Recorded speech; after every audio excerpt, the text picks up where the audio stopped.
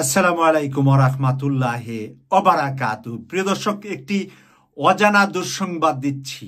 অজানা দুঃসংবাদ সবার জন্য নয়, এটা তারেক রহমানের জন্য এবং বিএনপির জন্য। প্রিয় দর্শক, আমরা জানতাম যে তারেক রহমানের সকল মামলায় মুক্ত হয়েছেন, তিনি কেন দেশে যাচ্ছেন না? এই প্রশ্নটা আমি নিজেও করলাম কয়েকদিন আগে, কিন্তু আজকে জানতে পারলাম যে গ্রেনেড হামলা যে মামলাটা ওনার নামে আছে, সেই মামলার আপিল করার জন্য অনুমোদন দিয়েছে বাংলাদেশ সুপ্রিম কোর্ট। এখন সরকার আপিল করবে গ্রেনেড হামলা মামলার, আর সেখানে তারেক রহমান এবং লুৎফুজ্জামান বাবর সহ বেশ কিছু মানুষ আসামি আছেন এবং তারা এখন নতুন করে এই মামলার মোকাবেলা করতে হবে। স্পেশালি তারেক রহমান যে নির্বাচনের আগে বাংলাদেশে যাবেন, সেই রাস্তাটা আজকে বন্ধ হয়ে গিয়েছে। এই রাস্তাটা বন্ধ করার পিছনে কি ডক্টর ইউনূসের কোনো হাত আছে, নাকি পরিকল্পিতভাবে করা হয়েছে? বলা যাবে বিভিন্নভাবে কথাটা, কিন্তু আমরা নিজেরও জানতাম না যে এই মামলাটা আপিল করবে সরকার এবং আপিল করার সুযোগ আছে তারেক রহমানকে। আবার এই আপিলের মুখোমুখি হতে হবে, আর এই আপিল শুনানি কতদিন আর কত বছরে শেষ হবে সেটাও তো বলা খুবই মুশকিল আমাদের জন্য। যারা আইনঙ্গনে আছেন, আইনজীবী আছেন, বিএনপির যারা বিচারপতি আছেন, তারা হয়তো বা আন্দাজ করতে পারবেন যেটা কতদিনে শেষ করা সম্ভব। আমরা যেরকম কুইক নির্বাচন চাচ্ছি, ডিসেম্বরের ভিতরে বিএনপি নির্বাচন চাচ্ছে, আর এই আপিল যদি তারেক রহমান সাহেবের চলতে থাকে আরো 1 বছর বা 1.5 বছর বা 2 বছর, তাহলে এই আপিল শেষ না করে কি তারেক রহমান দেশে যাবেন? আর যদি দেশে যাইতেন তাহলে কিন্তু গত 10 মাস আগেই উনি দেশে চলে যেতেন। আমরা যেটা আভ্যন্তরীণ বিষয় জানতাম না, সেই বিষয়টা তারেক রহমান নিজে জানেন।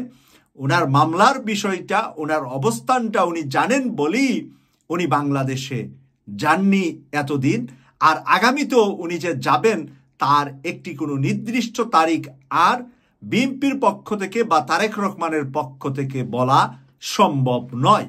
প্রিয় দর্শক, এই মামলাটা এখন উনি এই মামলায় কিন্তু একেবারে সর্বোচ্চ শাস্তি প্রাপ্ত।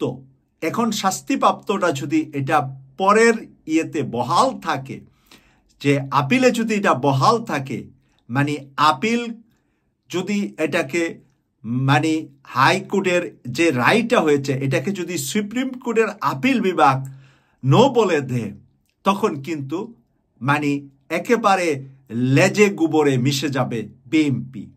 তো এখন কেন তারেক রহমানের বিষয়টা হঠাৎ করে আসলো সুপ্রিম কোর্টে? এটা এটা এটা তাদের নিয়মতান্ত্রিক সিস্টেমে এসেছে। আমার আপনার কাছে হঠাৎ মনে হচ্ছে যেহেতু আমরা আইন কানুন নিয়ে কাজ করি না, সেই কারণে আইনের ধারাতে, আইনের নিয়মে, আইনের গতিতেই এই বিষয়টা হয়েছে। এতদিন যে বিএনপির নেতারা লাফালাফি করেছে বেশি বেশি করে, এই লাফালাফির প্রতি উত্তর ডক্টর ইউনূসের এটা কি ইউনূস করেছেন নাকি বাংলাদেশ সুপ্রিম কোর্ট করেছে? এর মধ্যে কিন্তু একটি ঘটনা ঘটেছে, যেদিন জনাব আমাদের প্রধান বিচারপতি গিয়ে ডক্টর মোহাম্মদ ইউনূস স্যারের সাথে দেখা করেন, সেই দিনটাই কিন্তু একটা জল্পনা কল্পনা উঠেছিল ডক্টর মোহাম্মদ ইউনূস সাহেব মনে হয় পদত্যাগ করবেন প্রধান বিচারপতির কাছে। প্রধান বিচারপতির কাছে পদত্যাগ করলেন নাকি আরো উনি শক্ত দৃঢ় অবস্থান অর্জন করলেন, এই বিষয়টা আজকে এসে আমার এই ভিডিও দেখার পরে আপনারা হয়তোবা রিয়েলিটিটা বুঝতে পারবেন। আপনারা জ্ঞানী বুদ্ধিমান মানুষ, আমি ভেঙে ছুঁড়ে খুলে আর কিছু বলতে চাচ্ছি না। আমি এখন আলোচনা করছি, দেখেন পাশাপাশি আরেকটি দল জামাত ইসলামী, তাদের বড় 2টা জিনিস ছিল না, 2টা জিনিস আদায় করেছেন তারা 10 মাস পরে এসে, ব্যবধান 5 দিনের মাঝে। কত শান্তিপূর্ণভাবে তারা আদায় করলেন। 10 মাস তাদের প্রাণের নেতা এটিএম আজহারুল ইসলাম 13 বছর কারাগারে। 13 বছর কারাগারে আরো কি আজহারুল ইসলামের হয়েছে এটা কি আমি আপনি জানি সবাই? আজহারুল ইসলামের স্ত্রী এন্তেকাল করেছেন। স্বামীর চিন্তা করতে করতে হার্ট অ্যাটাক করে আজহারুল ইসলামের স্ত্রী কিন্তু এন্তেকাল করেছে। স্বামীকে একদিকে যেরকম দুশ্চিন্তা, স্বামীর কখন জানি ফাঁসি হয়ে যা, আজকে না কালকে, কালকে না পরশু, এই দুশ্চিন্তায় আজহারুল ইসলামের স্ত্রী কিন্তু মারা গিয়েছে। আর এর আগে আরেকটি ঘটনা আন্তর্জাতিক অপরাধ ট্রাইব্যুনালের সামনে ঘটেছিল। সেটা হলো আল্লামা সাঈদীর যখন ট্রাইব্যুনালে প্রথম দিকে উনি ট্রাইব্যুনালে হাজিরা দিচ্ছিলেন, তখন ওনার ছেলে রফিক বিন সাঈদী ওই ট্রাইব্যুনালের সামনে গাড়িতে কিন্তু হার্ট অ্যাটাক করেছিলেন এবং তারপরে ওনাকে হাসপাতালে নেওয়ার পরে ডাক্তার ওনাকে মৃত ঘোষণা করেছিলেন। এবং সেই আল্লামা সাঈদী ওনার ছেলের নামাজের জানাজায় এসে আল্লাহর কসম খেয়ে বলেছিলেন যে আমি 71 সালে কোনো অপরাধ করি নাই। এই যে আরশের দিকে তাকিয়ে, আল্লাহর দিকে তাকিয়ে চিৎকার করেছিলেন, এই চিৎকারের উত্তরটা কি শেখ হাসিনা এখন ফিল করেন? উনার ছেলে মেয়ে কেউ ভালো আছে?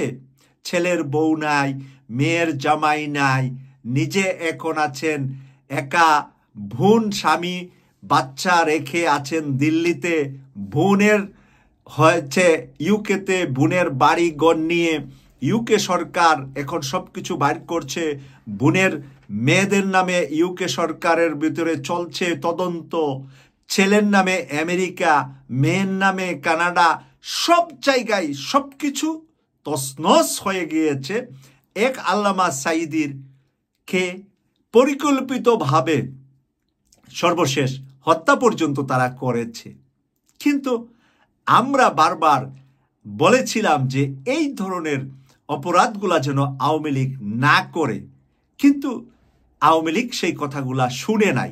প্রিয় দর্শক, আজকে বিএনপি দেখেন ইশরাকের একটি মেয়র পদের জন্য ঢাকা দক্ষিণের মানুষ গত 2 সপ্তাহ যাবৎ কোনো ধরনের সরকারের সিটি কর্পোরেশনের সহযোগিতা পাচ্ছে না, না ময়লা নিচ্ছে, না মানুষের দুরহের তো শেষ নাই।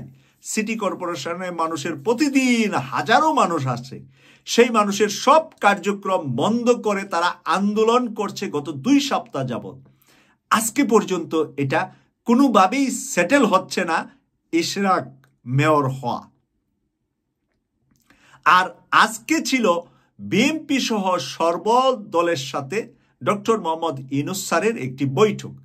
এই বৈঠক থেকে বের হয়ে এসে একটা বড় চিৎকার দিবে বিএনপি নেতা সালাউদ্দিন আহমেদ, সেটা আমরা ভেবেই রেখেছিলাম।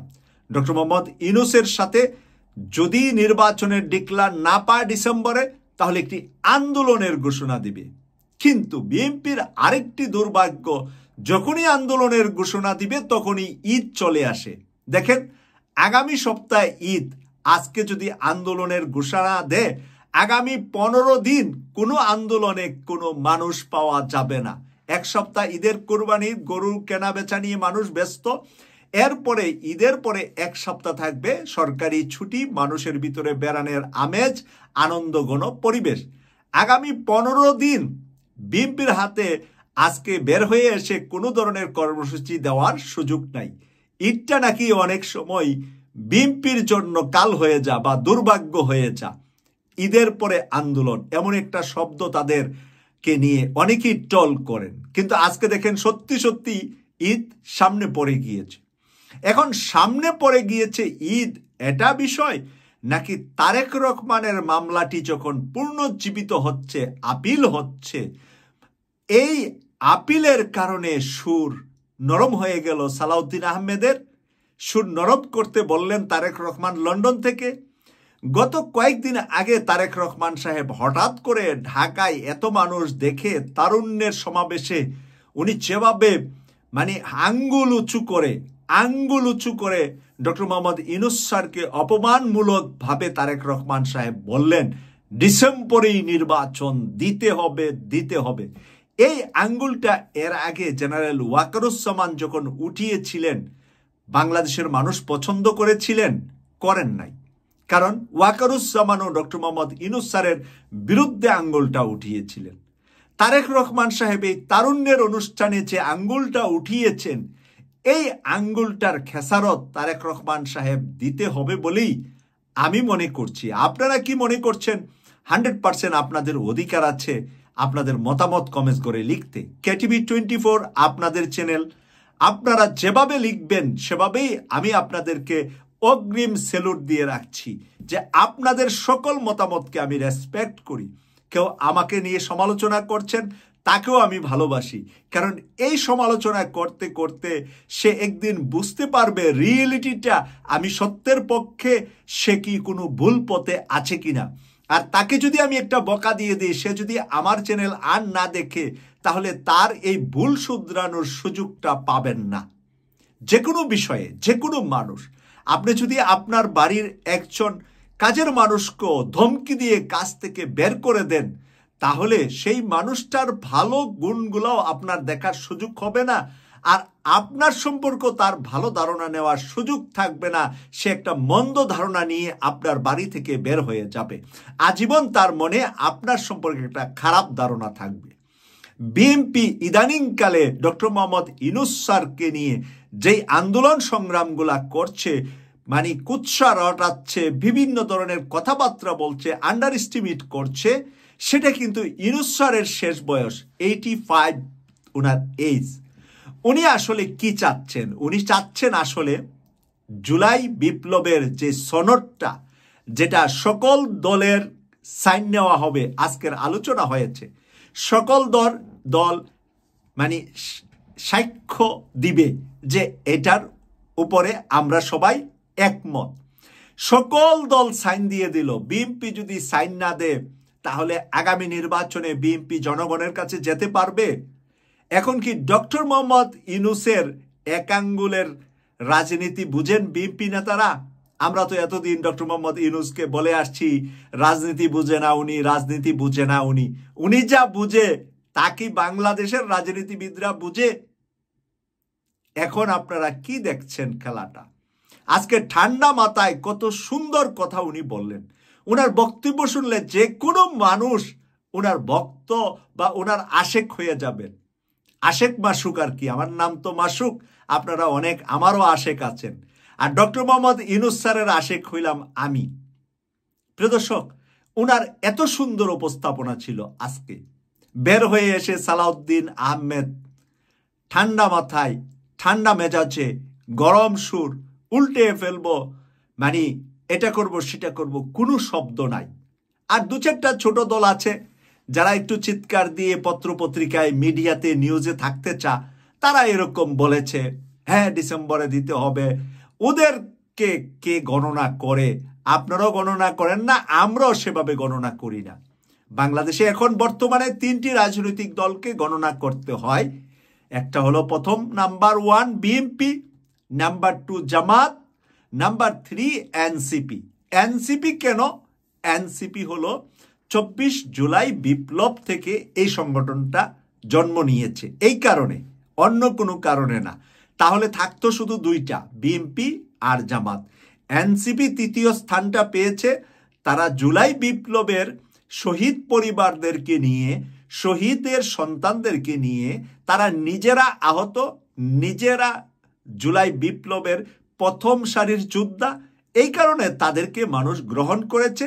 এবং তাদের দুষ্ত্রুটি অর্ধেকের আছে, অর্ধেককে আমি বাদ দিয়ে বাকি ভালো যারা অর্ধেক আছে তাদেরকেই আমি ভালোবাসি। যারা মন্দ কাজে জড়িয়েছে এদেরকে আমি প্রত্যাখ্যান অনেক আগেই করে ফেলেছি। প্রিয় দর্শক, কেটিভি 24-কে সাবস্ক্রাইব করে নিয়মিত আমাদের আলোচনা দেখার আমন্ত্রণ জানিয়ে শেষ করছি আজকের এই বিশ্লেষণটি। আল্লাহ হাফেজ।